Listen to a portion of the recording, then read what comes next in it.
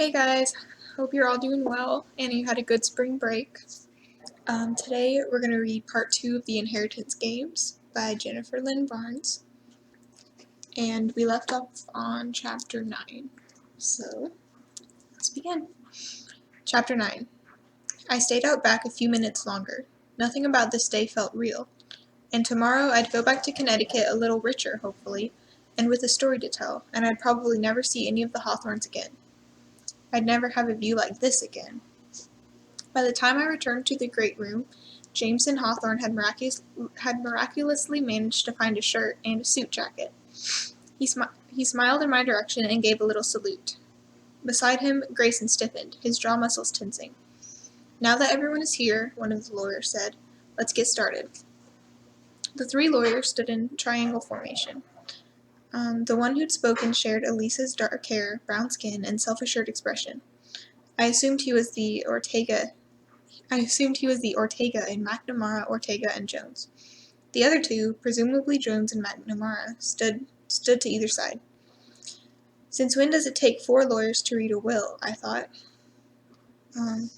You're here, Mr. Ortega said, projecting his voice to the corners of the room, to hear the last will and testament of Tobias Tattersall Hawthorne.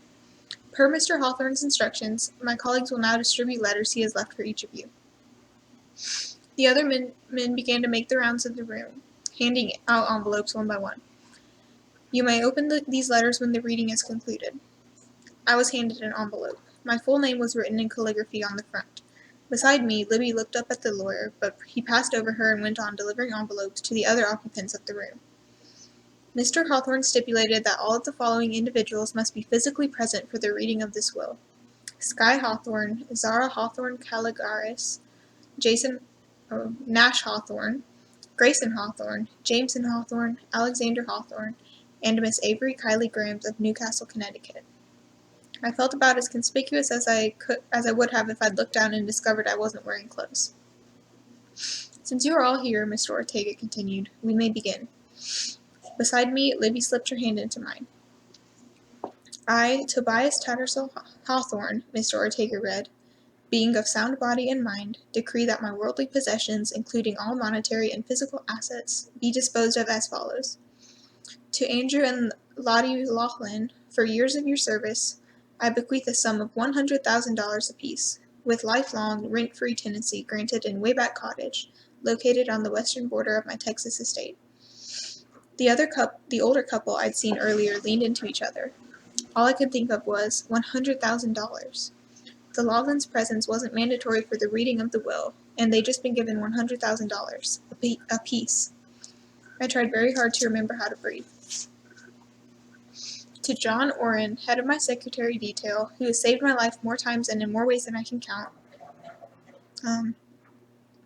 I leave the contents of my toolbox, held currently in the offices of McNamara, Ortega, and Jones, as well as a sum of $300,000. Tobias Hawthorne knew these people, I told myself, heart thumping. They worked for him.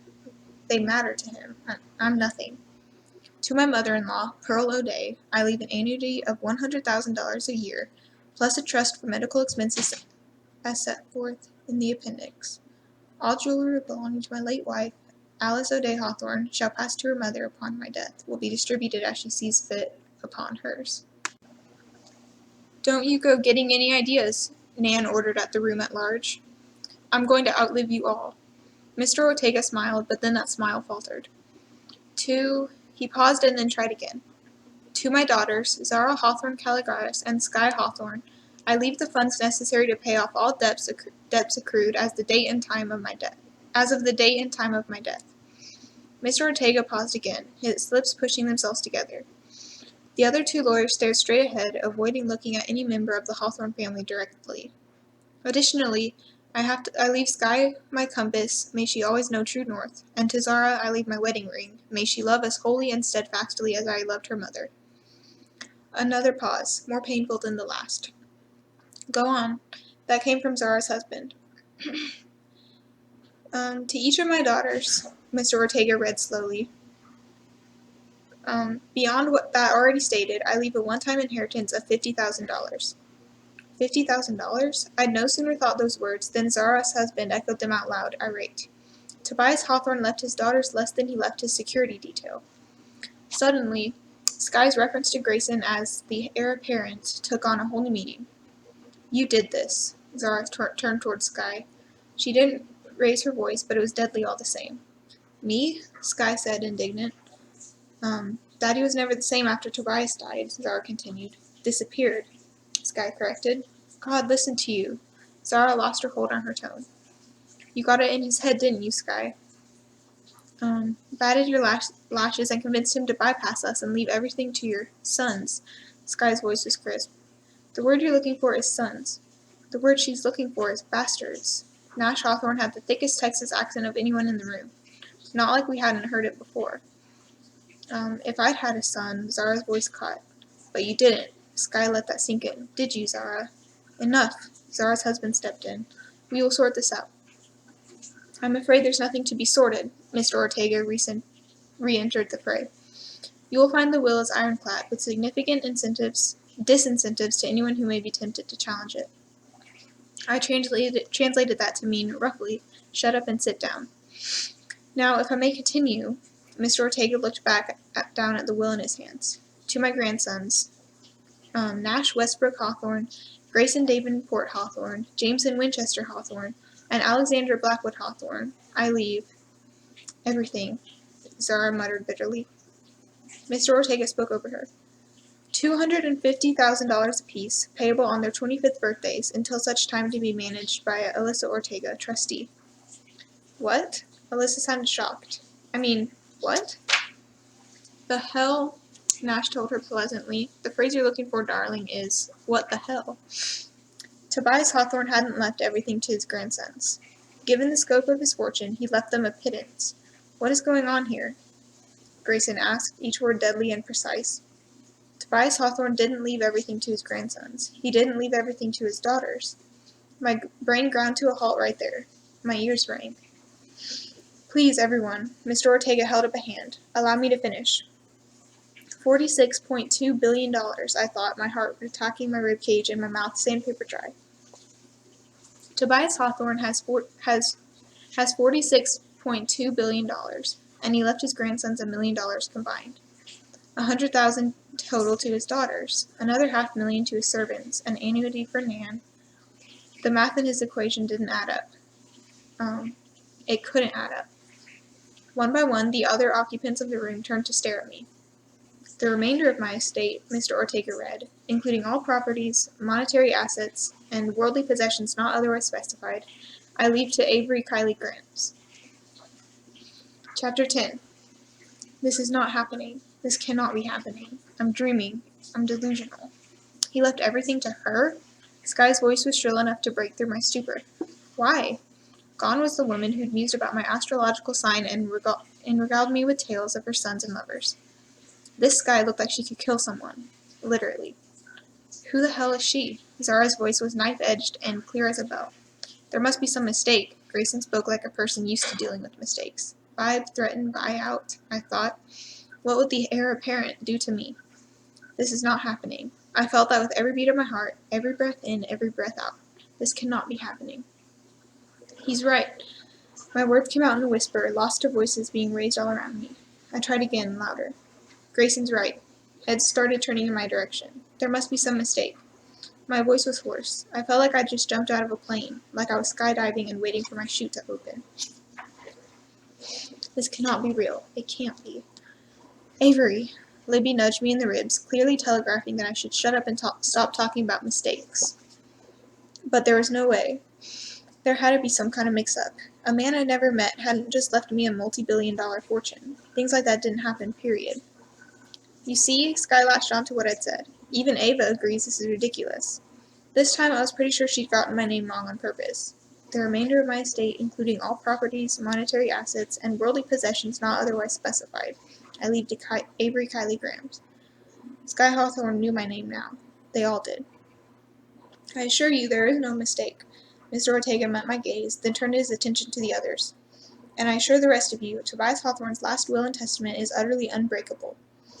Since the majority of the remaining details concern only Avery, we'll cease with the dramatics. But let me make one thing very clear. Per the terms of the will, Any heir who challenges Avery's inheritance will forfeit their share of the estate entirely. Avery's inheritance. I felt dizzy, almost nauseous. It was like someone had snapped their fingers and rewritten the laws of physics, like the coefficient of gravity had changed, and my body was ill-suited to coping. The world was spinning off its axis. No will is that ironclad, Zara's husband said, his voice acidic. Not when there's this kind of money at stake. Spoken, Nash Hawthorne interjected, like someone who didn't really know the old man. Traps upon traps, Jameson murmured, and riddles upon riddles. I could feel his dark green eyes on mine. I think you should leave, Grayson told me curtly. Not a request, an order. Technically, Alyssa Ortega sounded like she just swallowed arsenic. It's her house. Clearly, she hadn't really known what was in the will. She'd been kept in the dark, just like the family. How could Tobias Hawthorne blindside them like this? What kind of person does that to their own flesh and blood? I don't understand, I said out loud, dizzy and numb, because none of this made any kind of sense. My daughter is correct. Mr. Ortega kept his tone neutral. You own it all, Miss Grams. Not just the fortune, but all of Mr. Hawthorne's properties, including Hawthorne House. For the terms of your inheritance, which I will gladly go over with you, the current occupants have been granted tenancy unless, and until, they give you cause for removal. He let those words hang in the air. Under no circumstances, he continued gravely, his words rife with warning, can those tenants attempt to remove you. The room was suddenly silent and still. They're going to kill me. Someone in this room is actually going to kill me. The man I'd pegged as former military strode to stand between me and Tobias Hawthorne's family. He said nothing, crossing his arms over his chest, keeping me behind him and the rest of them and in his sight. Orrin, Zara sounded shocked. You work for this family. I worked for Mr. Hawthorne. John Orrin paused and held up a piece of paper. It took me a moment to realize it was his letter. It was his last request that I continue in the employment of Miss Avery Kylie Grams. He glanced at me. Security. You will need it. And not just to protect you from us, Xander added to my left. Take a step back, please, Mr. Orrin ordered. Xander held up his hands. Peace, I declared. I make dire predictions in peace. Zan's right. Jameson smiled like this was all a game. The entire world's going to want a piece of you, mystery girl. This has Story of the Century written all over it. Story of the Century. My brain kicked back into gear because there was every indication that this wasn't a joke. I wasn't delusional. I wasn't screaming. I was an heiress. Chapter 11. I bolted. The next thing I knew, I was outside. The front door of the Hawthorne house slammed behind me. Cool air hit my face. I was almost sure I was breathing, but my entire body felt distant and numb. Was this what shock felt like? Avery, Libby burst out of the house after me. Are you okay? She studied me, concerned. Also, are you insane? When someone gives you money, you don't try to give it back. You do, I pointed out, at the roar in my brain so loud I couldn't hear myself think. Every time I try to give you my tips. We're not talking tips here. Libby's blue hair was falling out of her ponytail. We're talking millions. Billions, I corrected silently, but my mouth flat out refused to say the word.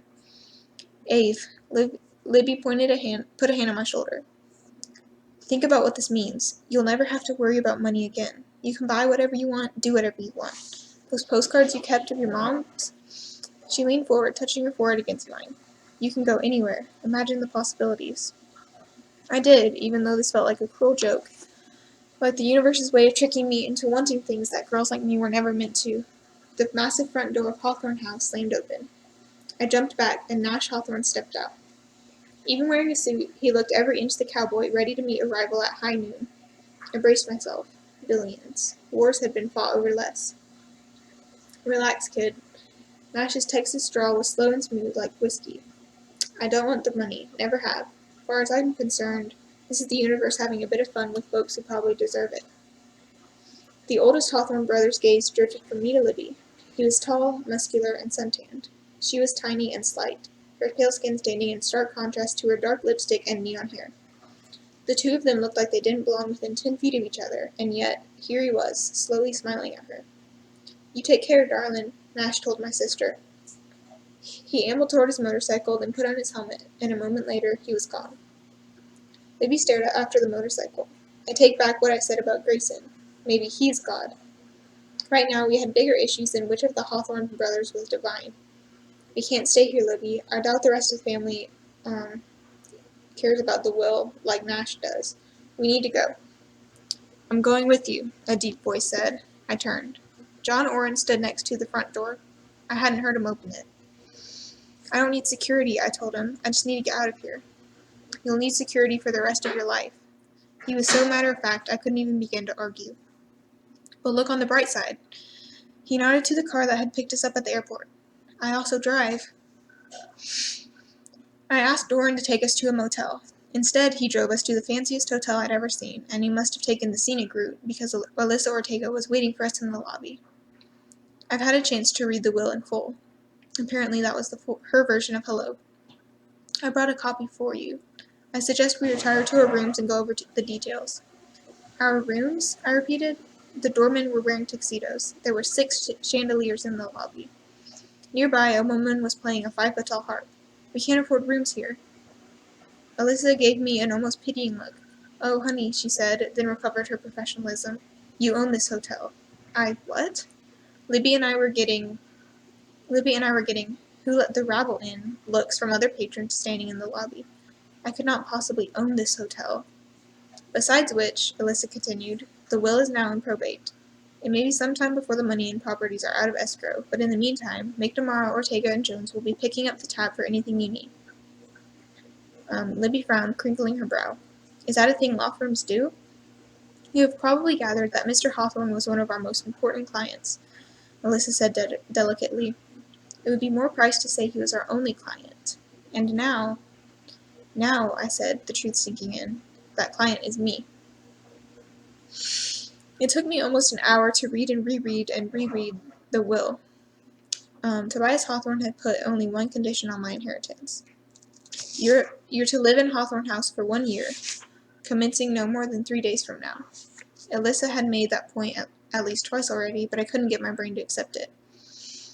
The only string attached to my inheriting billions of dollars is that I must move into a mansion.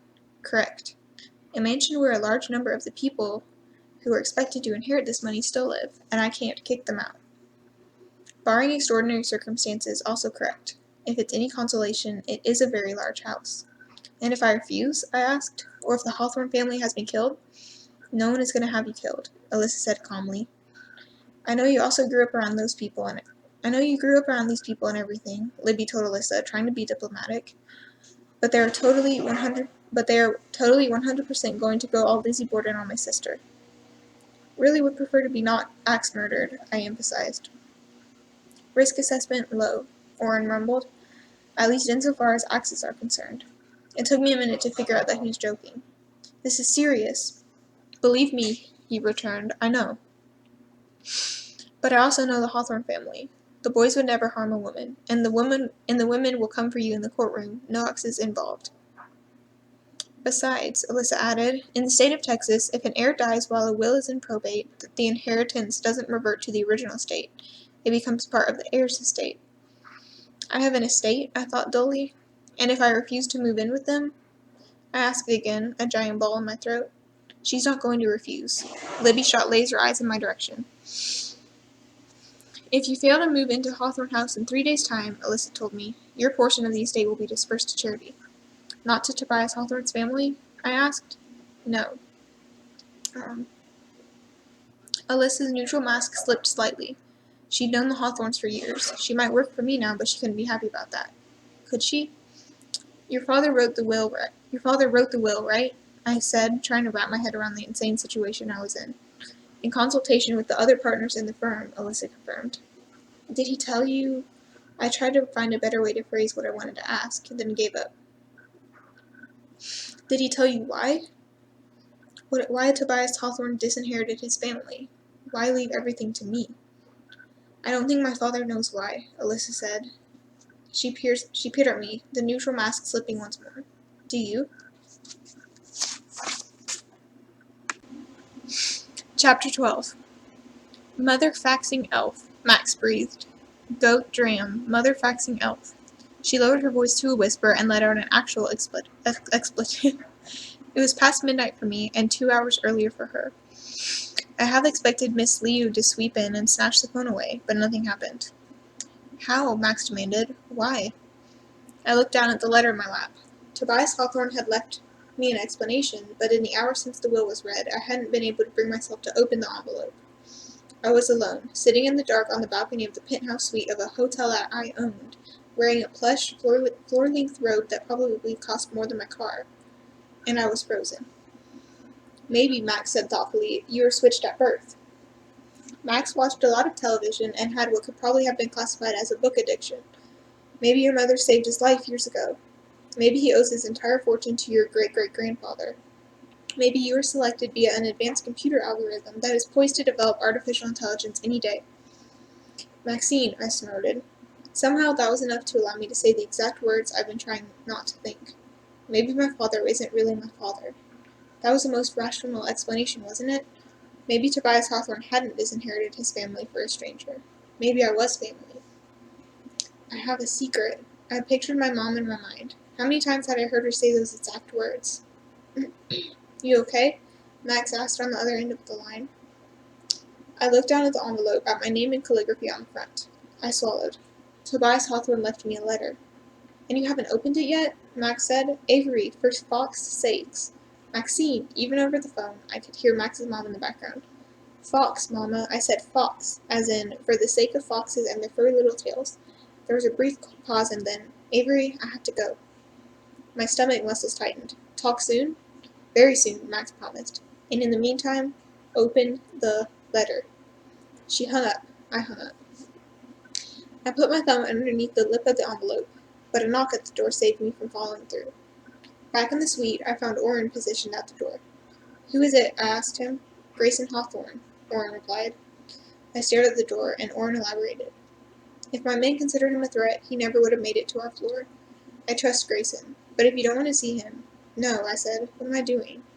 It was late, and I doubted American royalty took kindly to being dethroned. But there was something about the way Grayson had looked at me from the first time we met. Open the door, I told Warren. He did, and then he stepped back. Aren't you going to invite me in? Grayson wasn't the heir anymore, but you wouldn't have known it from his tone. You shouldn't be here, I told him, pulling my robe tighter around me. I spent the last hour telling myself the same thing, and yet here I am. His eyes were pools of gray, his hair unkempt, like I wasn't the only one who hadn't been able to sleep. He lost everything today. Grayson, I said, I don't know how you did this. He cut me off, his voice dangerous and soft. I don't know what hold you had over my grandfather, or what kind of con you're running here. I'm talking right now, Mrs. Grams. He placed his hand flat on the door. I've been wrong about his eyes. They weren't pools. They were ice. I haven't a clue how you pulled this off, but I will find out. I see you now. I know what you are and what you're capable of, and there's nothing I wouldn't do to protect my family. Whatever game you're playing here, no matter how long this con, I will find out the truth, and God help you when I do. Warren stepped into my peripheral vision, but I didn't wait for him to act. I pushed the door forward, hard enough to send Grayson back, then slammed it closed. Heart pounding, I waited for him to knock again, to shout through the door. Nothing. Slowly, my head bowed, my eyes drawn like magnet to metal by the envelope in my hands. With one last glance at Orrin, I retreated to my bedroom. Open the letter. This time, I did it, removing a card from the envelope. The body of the passage was only 2 words long. I stared at the page, reading the salutation, the message, and the signature over and over again. Dearest Avery, I'm sorry. Signed, TTH. Chapter 13. Sorry? Sorry for what? The question was still ringing in my mind the next morning. For once in my life, I'd slept late. I found Orrin and Alyssa in our suite's kitchen talking softly. Too softly for me to hear. Avery, Orrin noticed me first. I wondered if he told Alyssa about Grayson. There are some security protocols I'd like to go over with you. Like not opening doors to Grayson Hawthorne? You're a target now, Alyssa told me crisply. Given that she'd been so insistent that the Hawthornes weren't a threat, I had to ask, a target for what? Paparazzi, of course. The firm is keeping a lid on the story for the time being, but that won't last, and there are other concerns. Kidnapping. Orrin didn't put any particular emphasis on that word. Stalking. People will make threats, they always do. You're young and you're female, and that will make it worse. With your sister's permission, I'll arrange a detail for her as well, as soon as she gets back. Kidnapping, stalking, threats. I couldn't wrap my mind around the words. Where's Libby? I asked, since he made reference to her coming back. On a plane, Alyssa answered. Specifically, your plane. I have a plane? I was never going to get used to this. You have several, Alyssa told me. And a helicopter, I believe, but that's neither here nor there. Your sister is en route to retrieve your things as well as her own. Given the deadline for your move into Hawthorne House and the stakes, we thought it best that you remain here. Ideally, we'll have you moved in no later than tonight.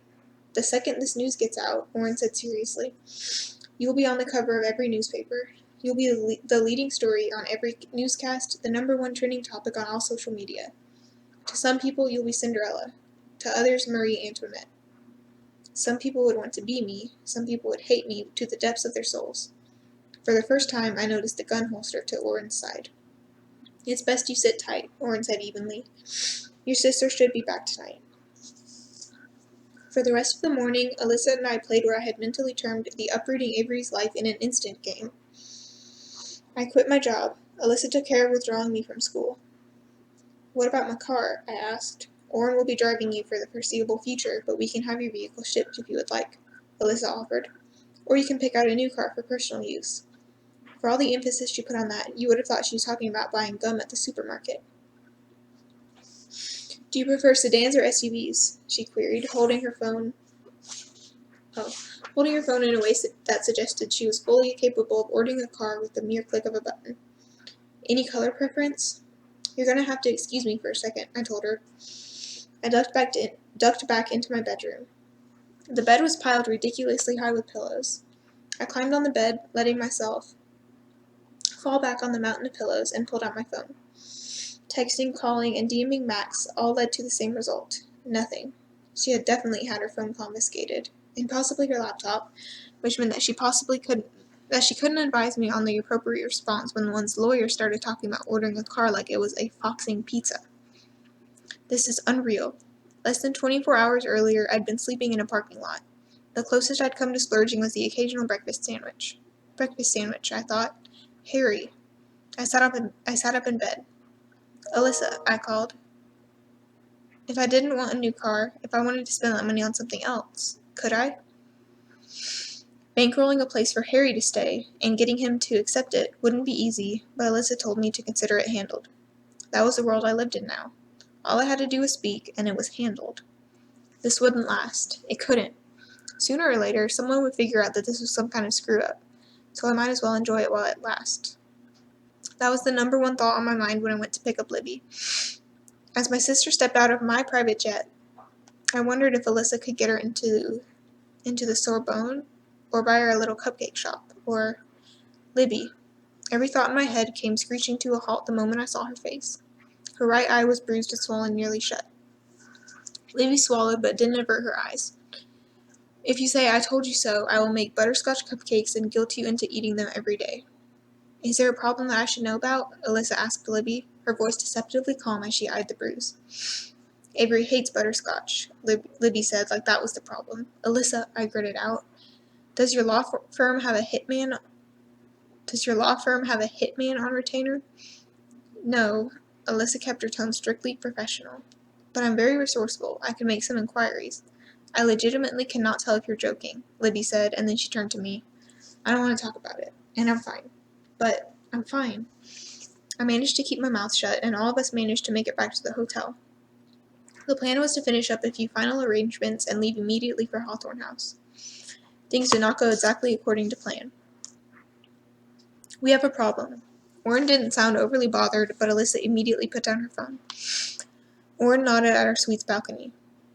Alyssa stepped outside, looked down, and swore. I pushed past Orrin and went on the balcony to see what was going on. Down below, outside the hotel's entrance, hotel security guards were struggling with what appeared to be a mob. It wasn't until a flash went off that I realized what the mob was. Paparazzi. And just like that, every camera was pointed up at the balcony. At me. Chapter 14. I thought you said your firm had this locked down. Orrin gave Alyssa a look. She scowled back at him, made 3 phone calls in quick succession, 2 of them in Spanish, and then turned back to the head of security.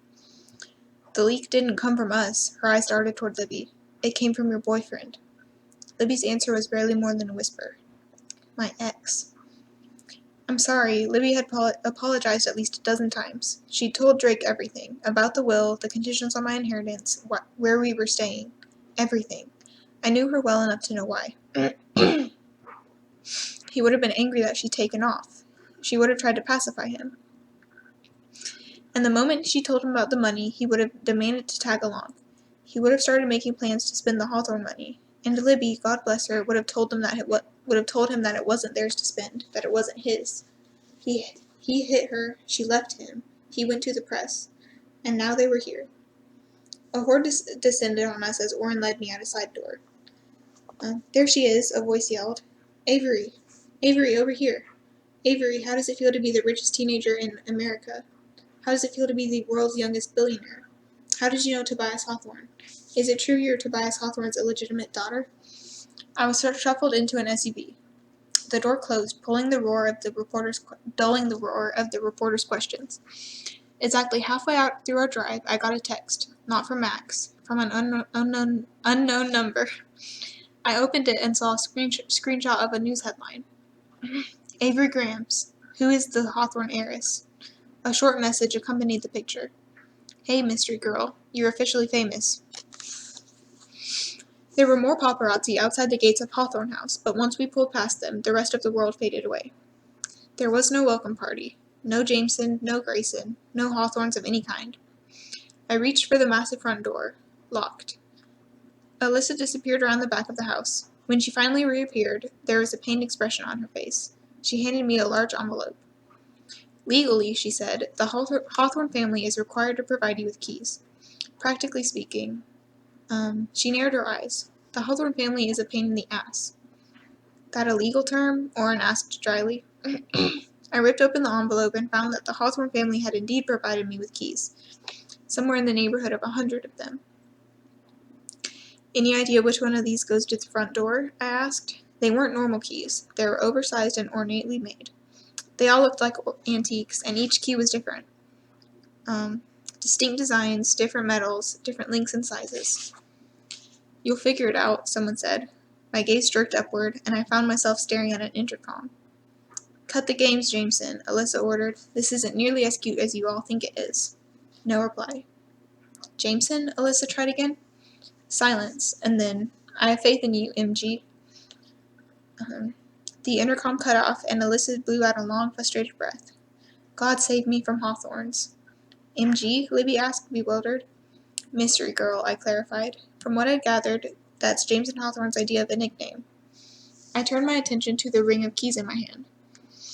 The obvious situation was to try them all. Assuming one of these keys opened the front door, I'd get lucky eventually. But luck didn't feel like enough. I was already the luckiest girl in the world. Some part of me wanted to deserve it. I flipped through the keys, inspecting the designs on the handles. An apple, a snake, a pattern of swirls reminiscent of water. They were keys for each letter of the alphabet, in fancy old-fashioned keys. An old-fashioned script. There were keys with numbers and keys with shapes, one with a mermaid and 4 different keys featuring eyes. Well, Alyssa said abruptly, do you want me to make a phone call? No, I turned my attention from the keys to the door. The design was simple, geometric. Not a match for anything on any of the keys I'd looked at so far. That would be too easy, I thought. Too simple. A second later, a parallel thought followed. Not simple enough. I'd learned this much playing chess. The more complicated a person's strategy seemed, the less likely an opponent was to look for simple answers. If you could keep someone looking at your knight, you could take them with a pawn. Look past the details, past the complications. I shifted my focus from the handles of the keys to the part that actually went into the lock.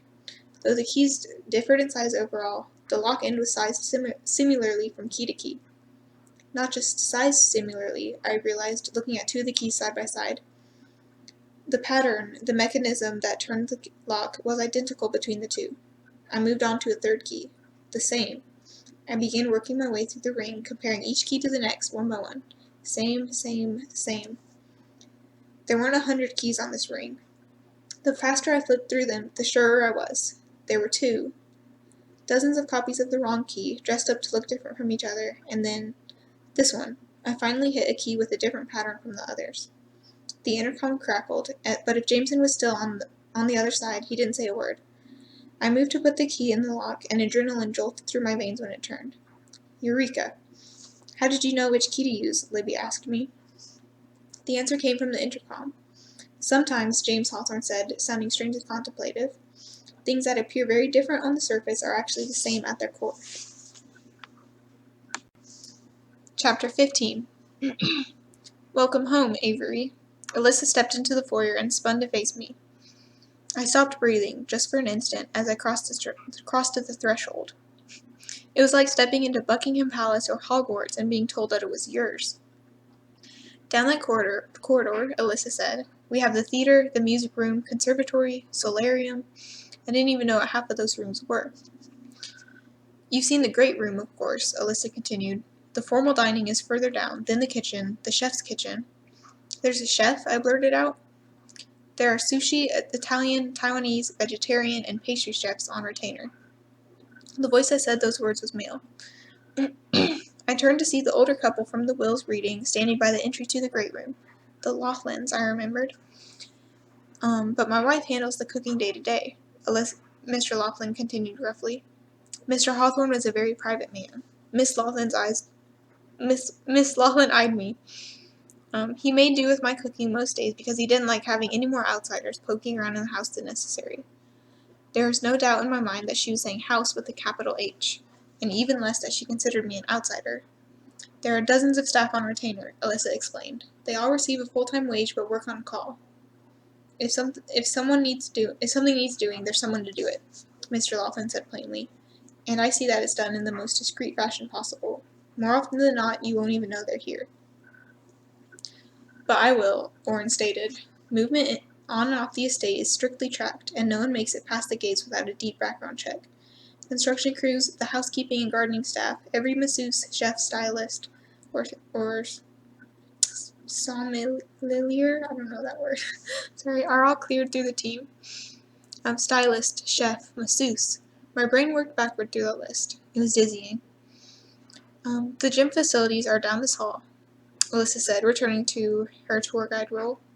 There are full-size basketball and racquetball courts, a rock climbing wall, bowling alley.